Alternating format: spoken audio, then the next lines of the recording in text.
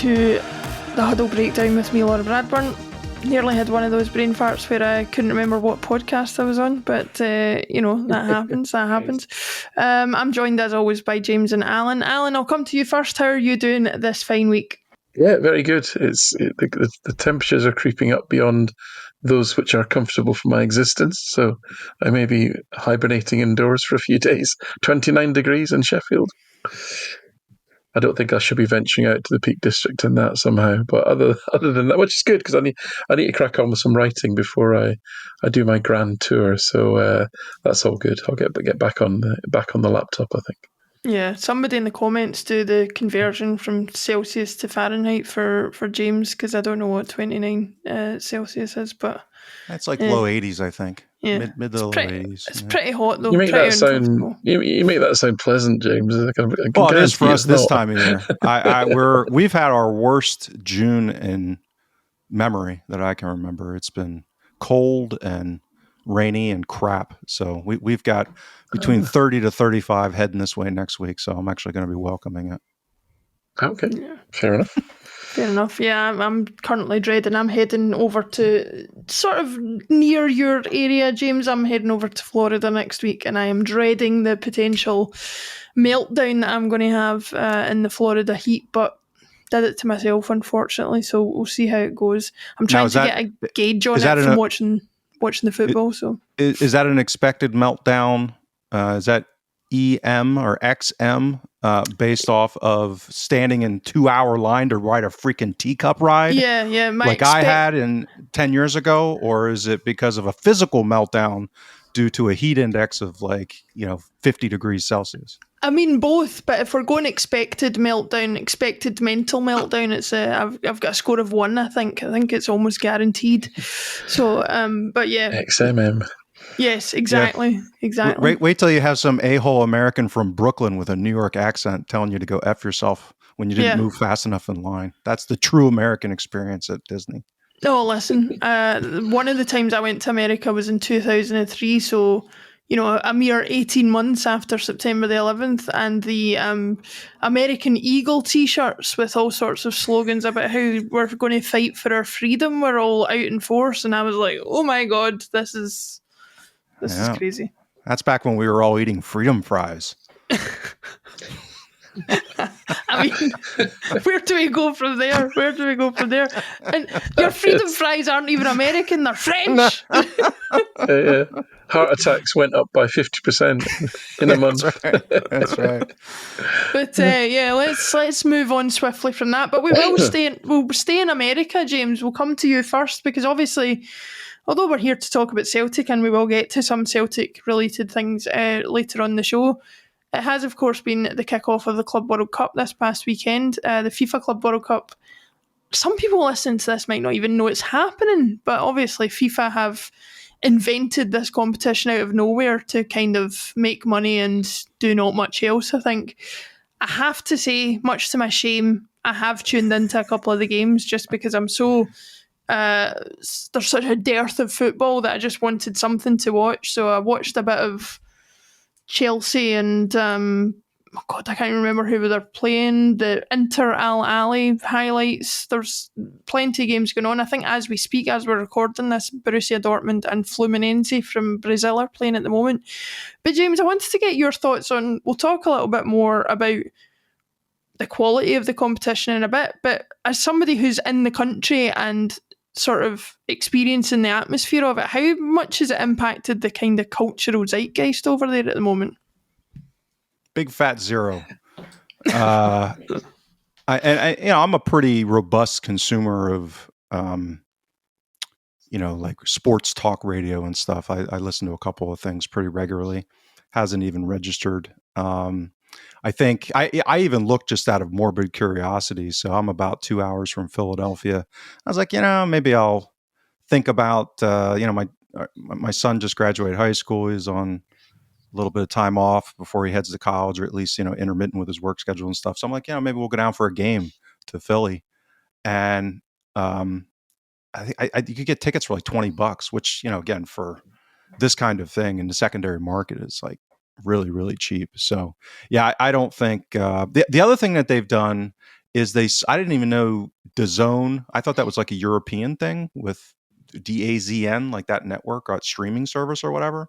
So that's been the primary. DAZN USA, which I didn't know existed, is where you can watch these games if they're not on the Turner Broadcasting Network, which is TBS. And they're only doing one game a day, and they're changing which game they do on the regular TV on TBS or TNT.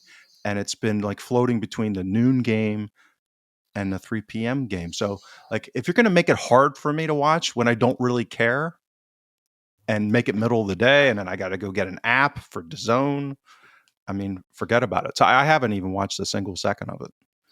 And if they can't get me in for a little bit, as you know, someone who actually likes the sport, I think they have big problems. So yeah, I had a feeling there was something weird going on with that because the game on today is kicking off local time in the UK 5 p.m. I've seen an 8 p.m. kickoff. I've seen an 11 p.m. kickoff, and I think the opening match Inter Miami and Al Ahly was like 1 a.m. British time. So it was just unbelievable in terms of trying to get people excited and up for this. Having said that, Alan, have you taken any interest in it? Have you seen anything worth watching so far? To be honest, I didn't want to. So it was kind of a bit of hate watching as far as the opening game was concerned, because it happened to have been out late that night and was still up at 1 a.m. stupidly. Listen, you don't. The reason I say that is because it's been organised by FIFA, and nobody loves FIFA. It's FIFA basically planting a great big flag in the middle of the club game, which they really should have no right to do, and organising club competitions. Is the end, this is supposed to be a summer off in terms of men's tournaments, global global international tournaments as well. I don't pretend to understand how they've arrived at getting the teams that they've got, but clearly there was some finagling going on to get Inter Miami and Lionel Messi into the competition. And, in some respects, it's the same old clubs. I mean, it's going to be ridiculously impactful on some small leagues like the Tunisian League, the New Zealand League, where suddenly these teams who have got tiny budgets, not even $500,000 for their squad for the year, suddenly going to get $1 million, $1.5 million, $2 million. It's going to basically bake in, the likes of, Al Tunis, whatever they're called, Ali, Al Ain, and Auckland City, etc. They're going to bake in their success for decades potentially. I mean, it could utterly devastate the competitiveness of certain leagues, and it'll give an FSR boost to the likes of Manchester City and Chelsea. Well, hey, aren't we all delighted about that? So there's lots to dislike about it. On the other hand, as somebody who's a keen, I suppose, student of club football, the history of club football, who doesn't want to see the best teams in South America play the best teams in Europe, or in fact, the best teams from all around the world? I mean, to me, that is an attractive proposition. Now, it's probably not as attractive as it would have been, in the 70s and 80s when I was growing up, and remembering the Intercontinental Club Cup, and it was always regarded as being perhaps more important to the South American clubs than it was to the European clubs. And actually, there was a lot of difficulty in those games. And who can forget Celtic's foray into this, playing Racing of Argentina, which went, to those of you who don't know, 67 went to 3 games. Celtic losing in a tempestuous playoff match in Montevideo. I think there was something ridiculous, like 5-6 players sent off. But the reason for that was the sort of cultural misunderstandings about how these teams played the game. So the generally, and I'm oversimplifying massively, the South American teams were kind of quite sly. They'd go over quite easily. They'd buy free kicks and what have you. And the European teams, especially the Northern Europe teams, were quite robust. They weren't, they played a quite physical game, and so you had this clash of playing styles and cultures that led to great misunderstandings and violence. Frankly, he doesn't like he doesn't hate like a bit of that on the football pitch occasionally. So I'm all into this idea of having cultures, albeit these days, with globalification of the game, all the best Brazilians and Argentinians probably get hoovered up by the top teams in Europe when they're like barely teenagers. So how good are the Brazilian teams? And that's just, they're all right, but they're not like they would have been 30, 40, 50 years ago, where genuinely there would have been, they'd had some players you'd never have seen or heard of that were amazing. A bit like the first World Cups. It's the only time you got to see these players. So there's a little bit of me that's quite old-fashioned that likes the idea of this, and that's why I, was quite keen to watch, Benfica play, Boca or whoever it was, and Palmeiras take on. I can't remember who they were playing now. But to me, that had a genuine interest in terms of clashes of style, clashes of ways of playing. But there's a lot to hate about it, and unfortunately, and there's a lot that speaks to what's ill with the game that comes into it. But I cling on to a little bit of romanticism around just these teams from clubs from around the world playing each other. And I know it's not a level playing field anymore. And it'll end up with 8 European teams in the quarterfinals likely, which would be terrible. But yeah. So slightly mixed emotions. I more hate it than love it, but there's a little bit of me that just clings on to the romanticism of it. Yeah, I mean, James, I think what it's laid bare for me is, the corporatization and the sort of money grabbing nature of the country World Cup is obvious and has been obvious, but it's watered down slightly by the history that's attached to that tournament and the fact that, there is a lot of prestige still attached to that. There's something to me that is so stark and kind of disturbing about having all the cynical parts of that without the history and the prestige. Do you think it can, it's not going to attain it anytime soon, certainly in comparison to the Country World Cup. Do you think it can ever become a competition that gets taken seriously? I don't think so. I just can't imagine it. Unless this is the mechanism to move towards a super league in some way. This is like the planting of seeds to try and figure out a way to lay the infrastructure towards something like that, where it's a closed league, where they cherry pick, and then they, clubs from around the world, and they actually seed them with enough resources where the top Brazilian club could compete with the club that's from Europe, that kind of thing. Otherwise, you're just going to have, you say all that about the World Cup. This is immediately preceding, which is going to be a complete debacle of a World Cup, in my estimation, with would they go to 48 teams, is it now? I mean, it's, you're going to have, Auckland, Bayern Munich type of score lines in the next World Cup. And it's not going to be in the early qualifying rounds when it's, Malta versus Germany or something. It's going to be, actual in the group stages. So I'm not real positive on next year's World Cup either because of that, until, it's going to basically be a month of everyone's waste of time to get to who you already know is going to be in the final, 32 teams or even 16 or 8. So yeah, I just think, and this goes back to the conversations that we have about part of the reason why we're so optimistic about where the domestic league is moving in Scotland potentially is because without jeopardy, sport is not all that exciting. It's closer to like professional wrestling in a way. There still can be entertainment there, but without a material jeopardy of loss or uncertainty of outcome, it can get kind of. It's interesting you say that, because I think you've just hit the nail on the head for me of exactly why I really didn't watch a lot of football during the COVID period and during the time that there was no fans in. Because although there was jeopardy there for the clubs, I felt like it wasn't as there wasn't as much jeopardy, or certainly didn't appear to be as much jeopardy, because there weren't fans there to create the atmosphere. And I think, like you say, that's part of, if not the entire point of football, rather than actually just watching 11 guys or 22 guys on a pitch kick a ball about. Yeah, it's that interplay between the energy of a live sporting event, that interaction of, the madness of crowds, with that jeopardy and all of the complexity that comes with it. I mean, to me, that's what it's all about. And when you start stripping away any aspects of that are material, then you're kind of left with an inferior, thing. So I'm not very optimistic on them.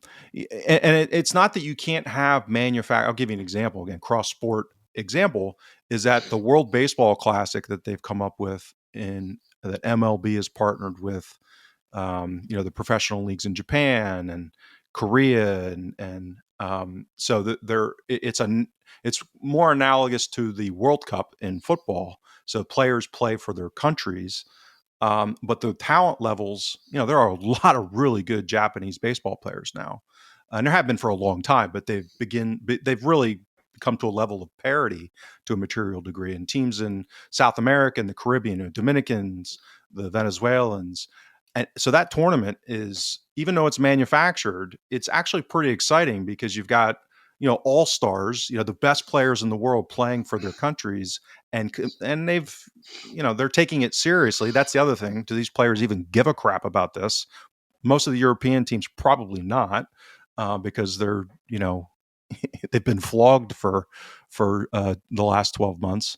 And so if you have that jeopardy, you have world-class talent, and they give a crap, and the competitive balances are there, it can be pretty compelling. And I would argue that the World Baseball Classic, again, if you're a baseball fan, which obviously is a niche sport globally, but it does very well in Japan. I mean, it draws a lot of media ratings and a lot of energy and that kind of thing in the countries that are involved. In the Dominican Republic, I mean, they have little, even with the expat communities inside the United States, like they have huge watching parties and stuff for the games.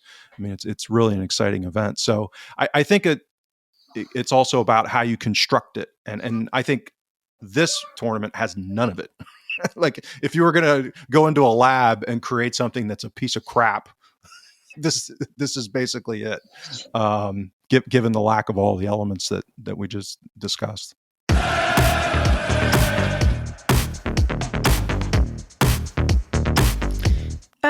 This is probably the last thing we'll say on it before we move on to more interesting things, Alan, but I just wanted to pick up on something that James said there about the idea that the Super League was so unceremoniously shot down as it was a couple of years ago, and the idea that maybe this is a kind of testing ground for that.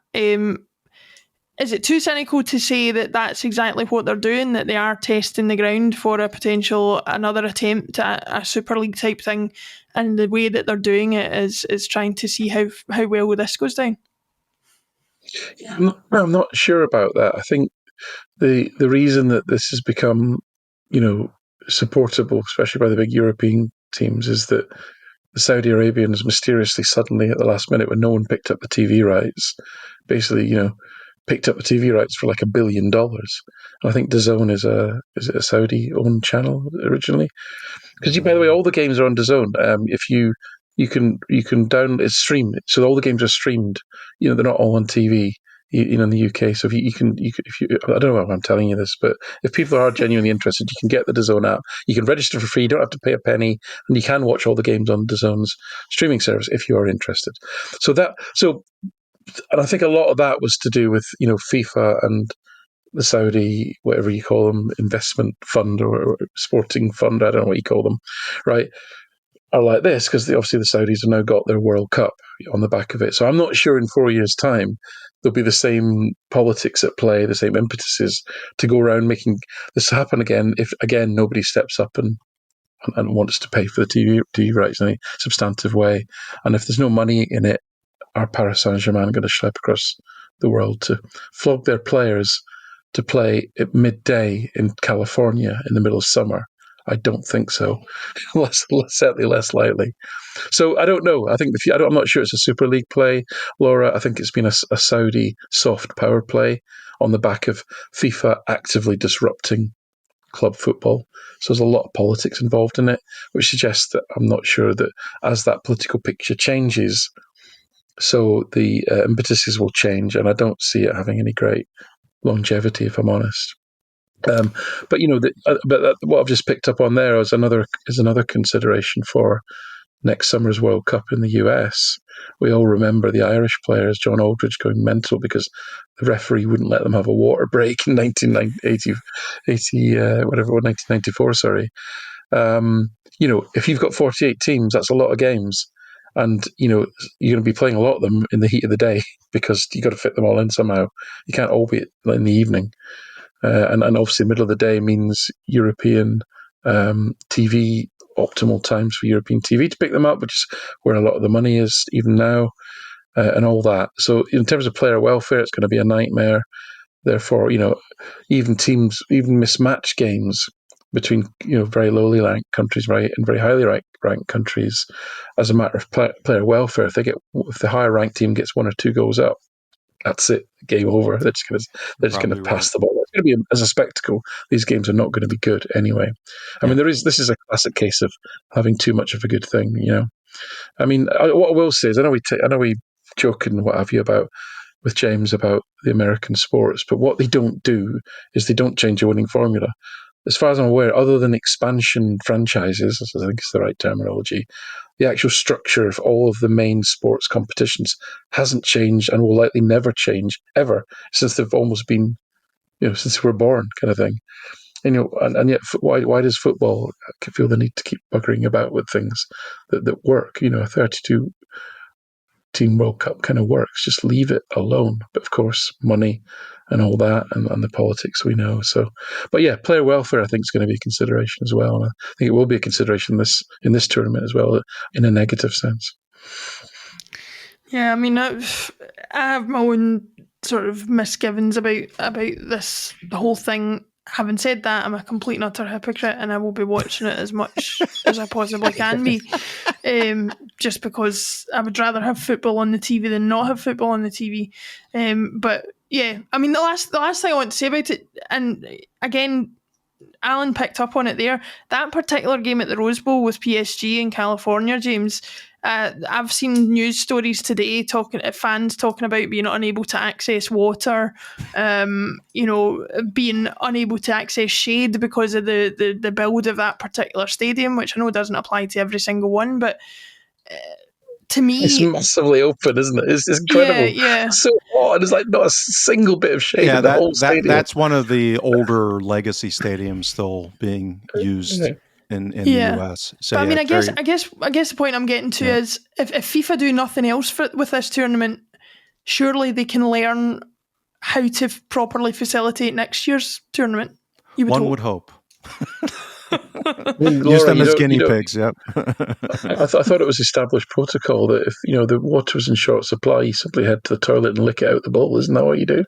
Yeah, I'm pretty sure. Yeah. I mean, I'm sure that's what they do at Ibrox. But I think another club set a precedent for that recently. Yeah. in Seville. But who knows? But anyway, we'll move on to more Celtic-related matters. James, I'm not going to lie to our listeners and viewers because I'm not want to do that.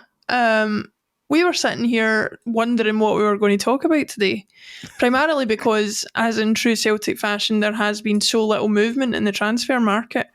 Now, anybody who follows me on Twitter and hasn't realised there's a block button and still seems to need to read my tweets despite despising what I say would suggest that I'm just out to criticise the club again. But there has been some rumours about a particular Japanese defender, about another player, a midfielder from Europe. What have you made of the rumours so far, and have you got any information on any of the players that we've been linked with so far? Yeah, so I'm looking to my left here because as I'm wont to be in butchering names, I'm going to try and get this one correct. So Hayato Inamura is the rumored player. And again, he's hit my threshold of credible reporting. So Steve McGowan, I believe, reported potential interest, and even, I guess, maybe moving towards a deal pretty quickly has been, at least that's the latest as of our recording. So I whipped up one of my benchmarking exercises and put that on huddlebreakdown.com earlier today. Again, we're recording on Tuesday. So I think he's very fascinating. And I because I think his profile introduces a lot of questions and touches upon a lot of the concepts that we talk about all the time, as far as, we talk about stacking of risks and how do you build a team with relative strengths and weaknesses at the different levels of play. I mean, your defensive line, your midfield, your attacking line, how they interconnect with one another. How does that interplay with the style of play and the formation? And so it can get quite complicated. And I think his profile is really interesting relative to exploring all of that. Because, and just real quickly for those that aren't aware of it or haven't seen much about him, he's kind of, now again, I'm talking about this from the perspective of a Scottish and Celtic bias. Let's call that the framing of a player. Okay, so he's an undersized, bad defender playing center back who's fast and good on the ball. Right. So right away, you're going to have people, because they think, center back should be able to head balls and clear aerial crosses. They're going to say, oh, there's no way he can play center back in Scotland. He can't play center back at Celtic. Or he should be a left back, or he should be a midfielder.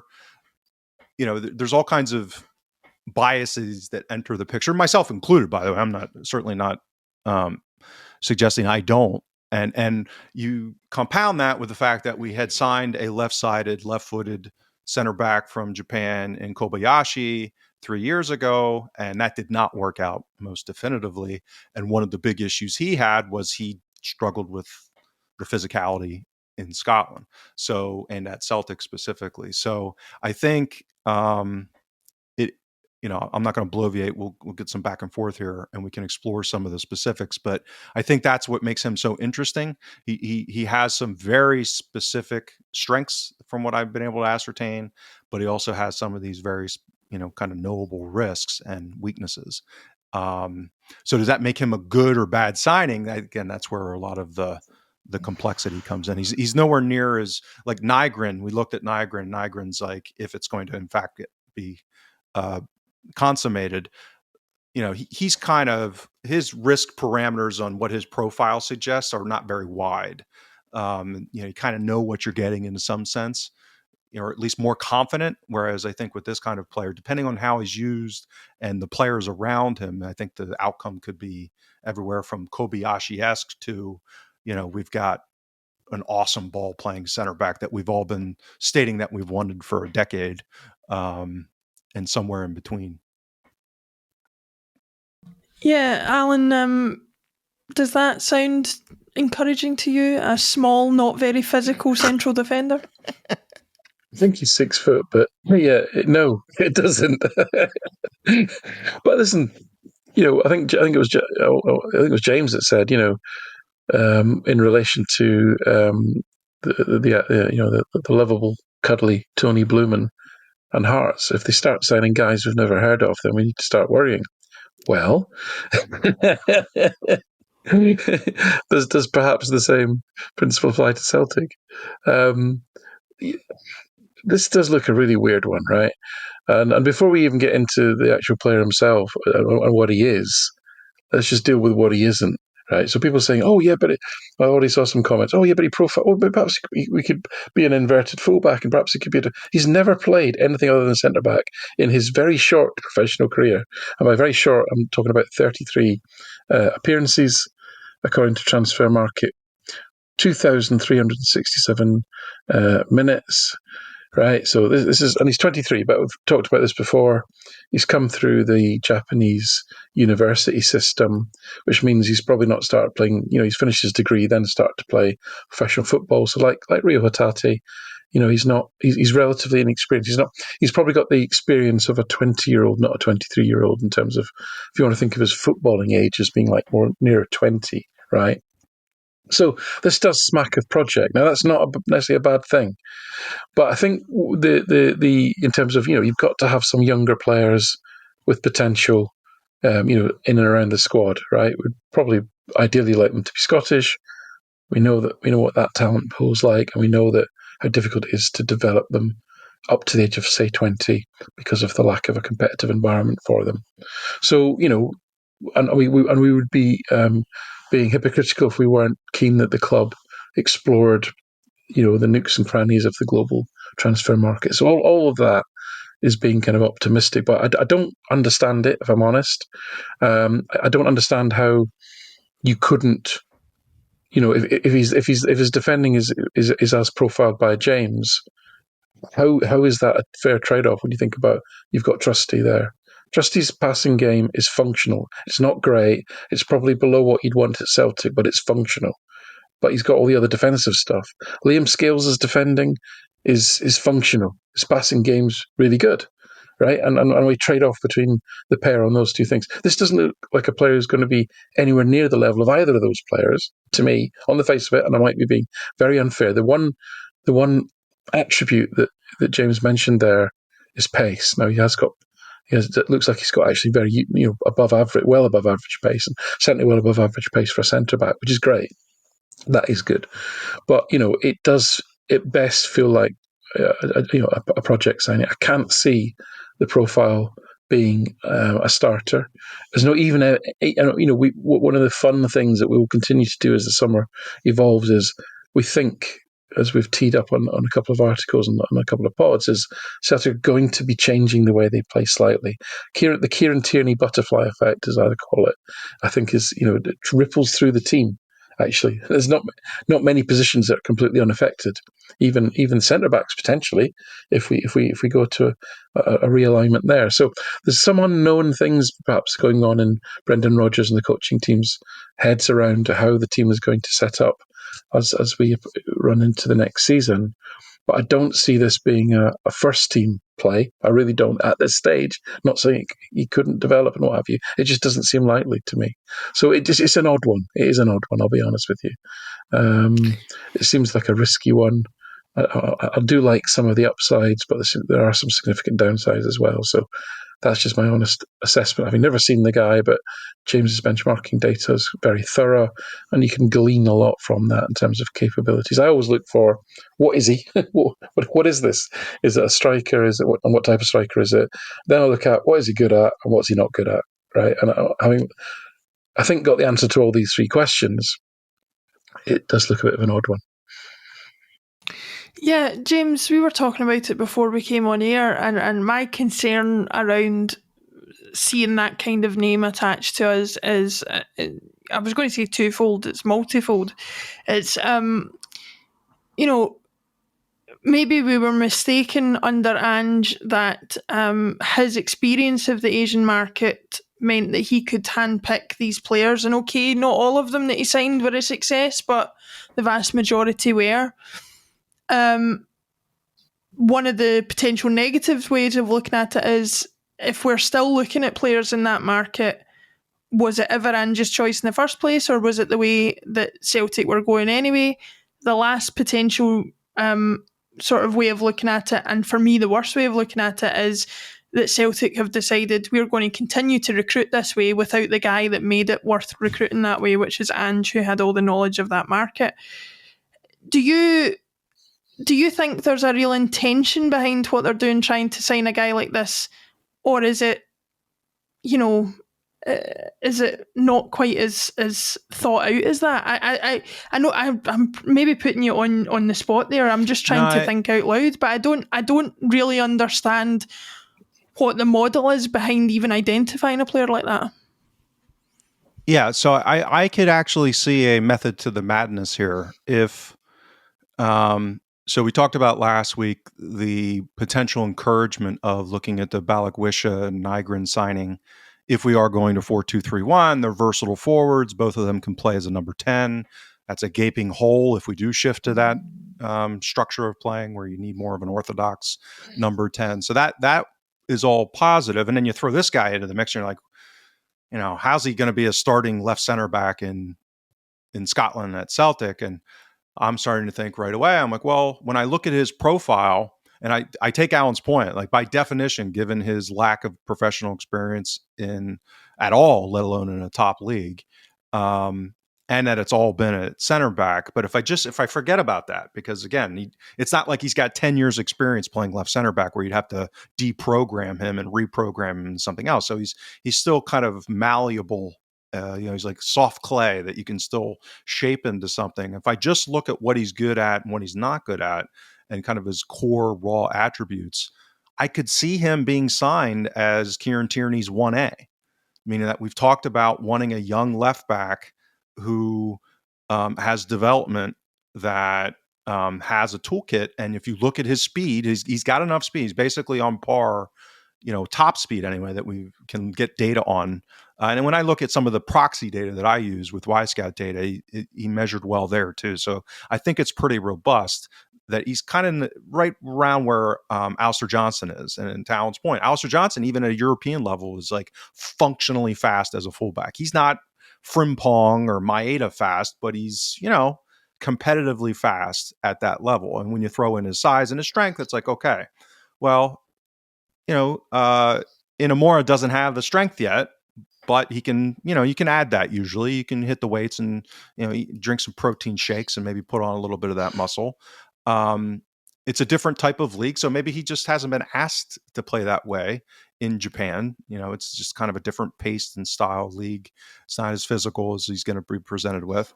And I think this is the key, is that he really is good 1v1 on the ball. Like when you watch him, and it's in his data profile too, but then I went and I watched a decent amount of event data and clips of him doing all kinds of different things on the ball. So his ability to kind of navigate 1v1, and obviously with him, it's mostly central in these clips, but that's harder. Like you get out wide and it's 1v1, it can be easier, especially if you're running at someone with pace and the defender's backpedaling. So he's been very good at navigating tight spaces and dribbling around and then accelerating away from people, and carrying the ball and ball progression. So I think his ball progression actually is his best aspect, and particularly carrying and dribbling, that by far. And he has the ability to spot a pass. He's very aggressive. That's the other major characteristic in his profile, is that he's a very aggressive passer. Doesn't always come off. He's kind of like, I'll call it a Hatate adjacent, in the sense that he'll try a lot of hard passes, and by definition, they won't always come off. It's a question of where the dial fits between success and not success, and how much jeopardy it puts your team in. And obviously the calculation for that at left center back is different than if you're an overlapping left fullback. So I could see him profile wise fitting. So this is where I'm kind of holding back on, as if anyone gives a crap, but like my own judgment of whether this guy makes sense. I want to see how we're actually going to use him. So I think there are ways that we can use him. The center back one is probably the most complicated. I mean, I think you really have to surround him with the right kind of players in order to absorb his development and improvement that would be required even to become a mediocre physical defender at our level. And I think there's a reasonable argument to be made that would be worth it, given if he's this good on the ball. I mean, that, a legit ball playing center back. And I think he has upside that's beyond scales, just because the way I've seen him distribute balls centrally, line splitting passes centrally, very risky, hitting strikers dropping, as a almost like a false nine into that space, the old Dembele space where you drop a little deeper, and him making those passes direct and taking out 2 or 3 lines of defenders. Like that seems to be more along the lines of what he's capable of. Again, that comes with risks. So I do think that the left fullback behind Tierney makes the most sense from a lower risk perspective.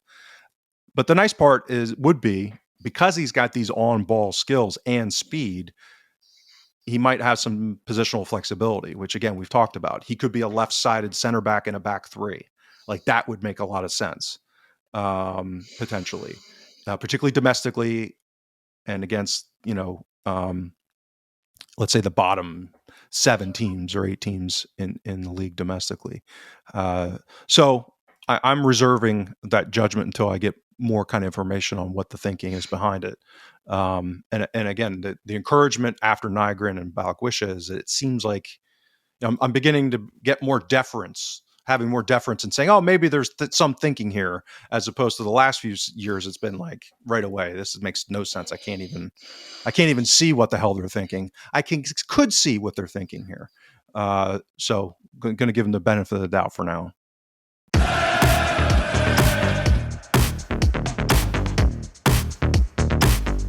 Alan, zooming out a little bit in terms of talking transfers and Celtic, I repeatedly make the mistake of trying to have nuanced conversations on Twitter, which, as you both tell me, is a hiding to nothing. But the thing that always frustrates me is that a lot of our fans seem to think, by our fans I mean Celtic supporters, not followers of this podcast, obviously, but a lot of Celtic supporters seem to think that it's absolutely impossible to do transfer business either for players coming into the club or going out of the club outside of the transfer window. They refuse to believe that we have a scouting department that is working round the clock, supposedly, to secure these transfers of players in and out of the door. And yet here we're sitting at this point in June, more than halfway through June, not a hint of a signing beyond Kieran Tierney, obviously, and no business done for players supposedly leaving the club either.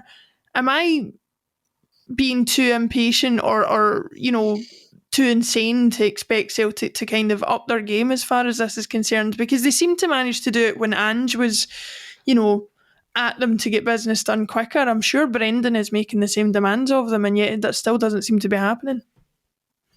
Yeah, I think impatient and insane is something we all effectively bring to the party as far as our fan behaviour, all of us at some point.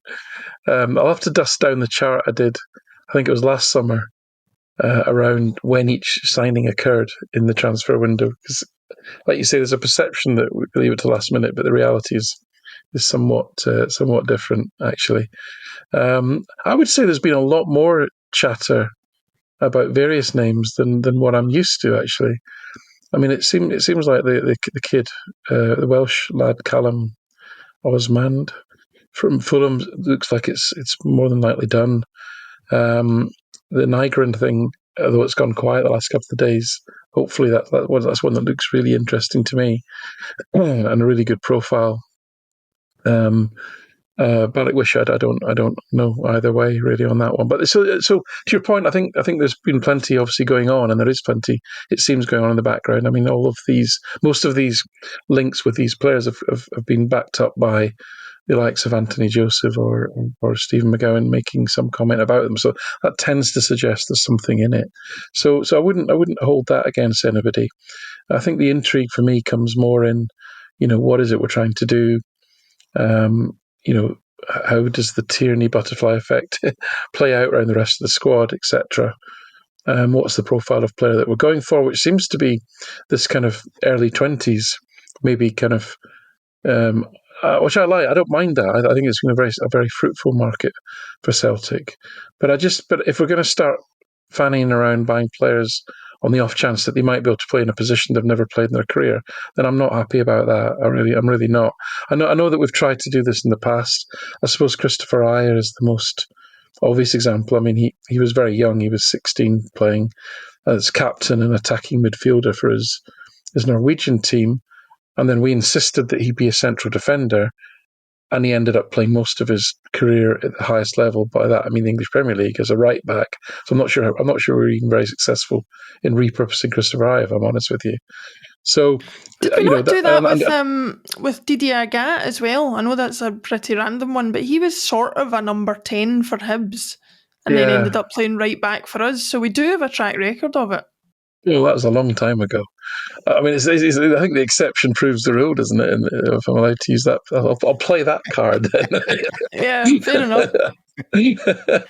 So yeah, I'm not a big fan of this. I'm not saying that I don't like flexible players. I do like flexible players, but to bring someone halfway across the world who's 23 but only played like 33 games, and then expect them to play left back when they've never played that in their life, and then to be not just a left back but an inverted left back, so that you can continue to play these wonderful passes that James called out. That just sounds crazy to me as a professional. You're going to end up with another player taking up a reasonable wage in the squad that we've already got too many of them. So yeah, that's the one. I don't want to. I don't want to keep going on about it because I think we've covered him quite well. But again, I come back to what I say every summer. We've got a lot of players we need to get off the books, and that would be the bit that I've not heard much of or any chatter about. And that to me is a priority because under FSR it will be increasingly difficult to carry a bloated squad and take up valuable wage slots at the different levels that Celtic have with Deadwood. Essentially, you need to be getting those players off the books. Yeah, there's been sorry, some. on you go, James. Yeah, sorry. There's been some reports on Nawrocki maybe going back to Poland. But I agree. Okay. Generally, that's the only one that I've seen somewhat recently. James, I'll come to you on that one because just before I came on air, I have seen links between Nicholas Kuhn and RB Leipzig, a team I think he's potentially played for before. I can't remember. But I guess to Alan's point, there is some deadwood we need to get rid of, and we need to balance that with selling off some of our better assets for money. Where does Nicholas Kuhn fit into that for you? Because I know that he's got his admirers and his detractors in terms of how vital he is. Certainly the first half of this season, we couldn't have got the lead in the league that we did without him, but he sort of fell off. How willing would you be to let him go for the right price? Oh, very. Particularly if he's not all that interested in staying, which I think is hugely important in this.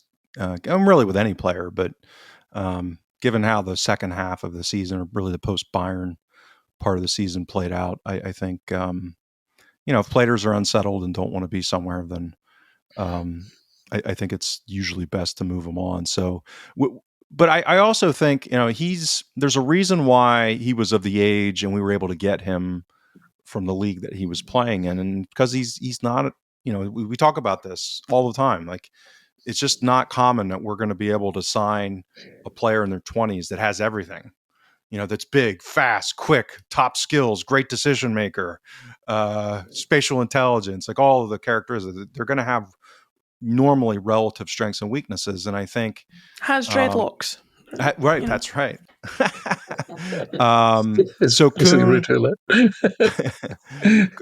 Kuhn has something you can't teach, which he has high-end European level speed. In looking at the data for Inamura, because I wanted to revisit Celtic players to put him in context within, Celtic squad with the data from the Champions League. Kuhn was, I believe, 6th in the Champions League for the highest sprint speed. So that's how fast this guy can be. I mean, we're talking Haaland, Mbappe, the one defender, Hakim, I think, the defender at PSG. So that's the neighborhood he's in. And Maeda even is a notch below.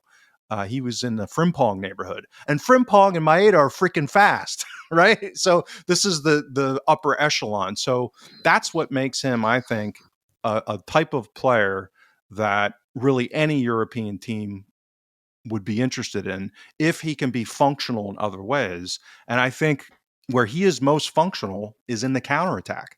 Like he is an elite, and we saw that. And that's just so happened to be how, Leipzig were on the butt end of that in our matchup with them.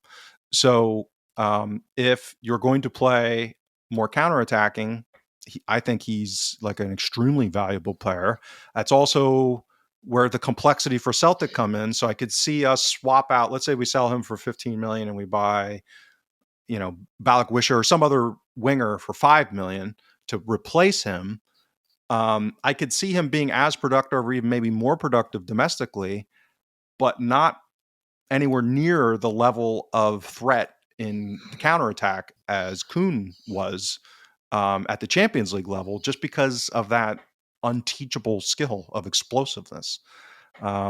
So, how often are we going to be able to afford players that have that kind of pace, that are that was his age and that are his age, and can at least be functional enough in attack?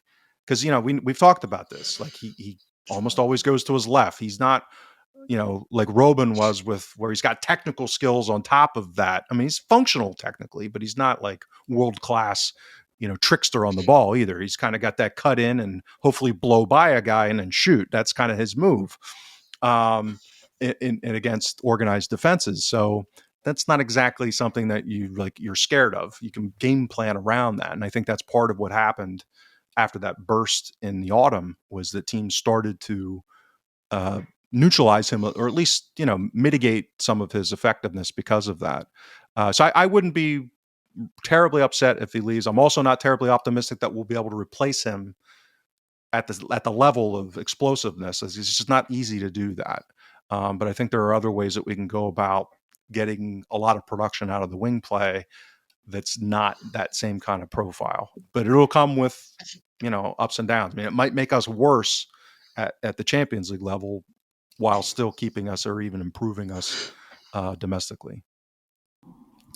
Alan, is there anybody apart from Kuhn that you've mentioned some players that we maybe need to look to offload? Is there any other players that you expect to leave this summer that their time at Celtic has come to an end, apart from the ones who are out of contract, obviously?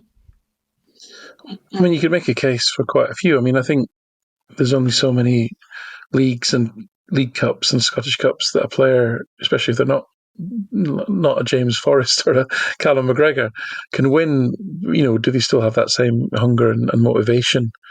As I say, these guys are not died in the wool Celtic fans. They're trying to create the best career for themselves they can, and fair enough. So, in terms of just if you think of cycles and how long people have been here, I mean, you could honestly make a case for Cameron Carter-Vickers, for example. Now, that'll horrify people that I'm even saying that, but as I think I showed in my end of season review on him, is that let me say this quietly, but he's not actually improving, right? And he's 27. We're getting less of a passing game out of him as the seasons go by. Defensively, he's still consistent and reliable. The injuries have started to go up a bit as well. That's one where it might be a smart move, but only if you replace him with Carter Vickers, age 22 type of quality instead.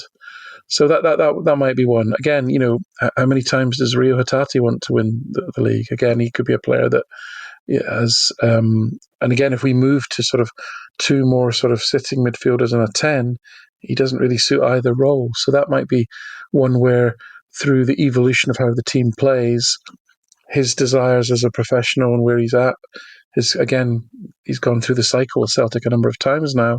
Is that one that actually makes sense for everybody? Again, he's 27. You could still probably get a good fee for him. That one might make sense as well. And then again, you've probably reached peak asset value for Dyson Maeda. Again, another one who's 27.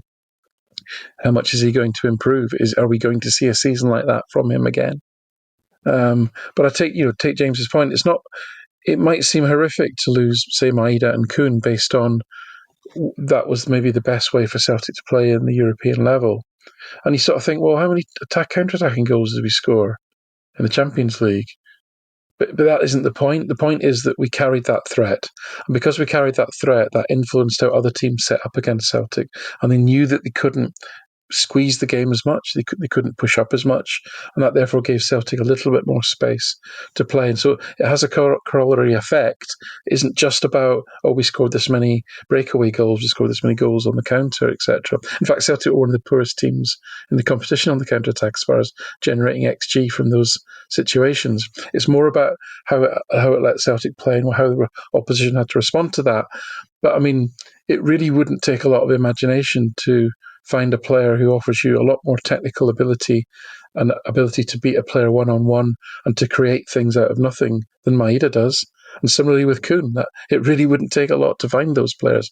You'd lose that high-end pace, but you'd gain something in terms of unpredictability, technical skills in the final third, for example.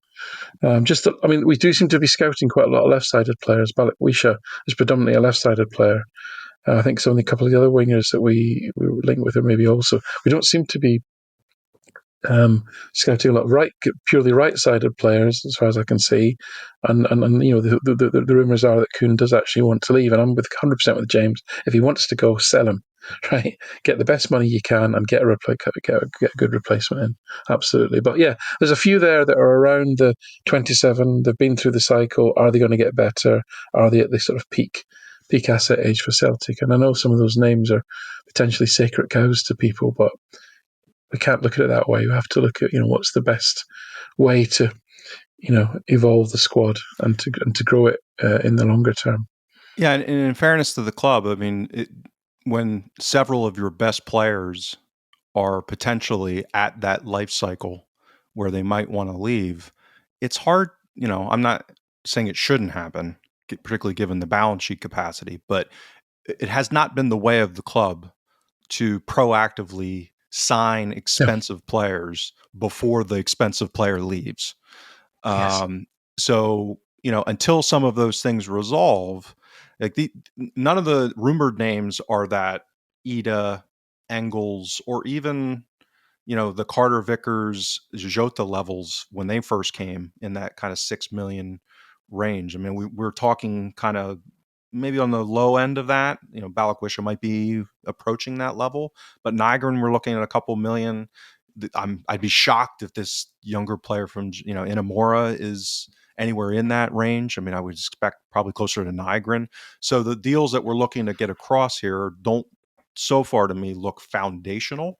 Like big name premium signings that are there to replace Kuhn or to replace Maeda or Hatate. I think these I think are addressing the combination of depth concerns and maybe building more flexibility into the squad because of the butterfly effect, as Alan's been calling it. Yeah, well, I'm sure if we lose Carter Vickers, Maeda and Kuhn over the summer, they will be adequately replaced and in time for the Champions League qualifiers as well. Because why would we doubt Celtic? It'll be Inamura at left center back and Scales at right center back for the qualifier. There we go. There we go. And by the way, just for the record, I wasn't suggesting we sell all those players.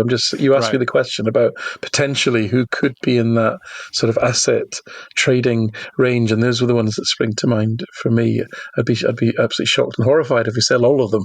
Yeah. Well, maybe if we re-sign Christopher Ayer, they can add him to that stupid wee poster they put up the other day about just welcome home or welcome back to paradise or whatever it was, but the less said about that the better.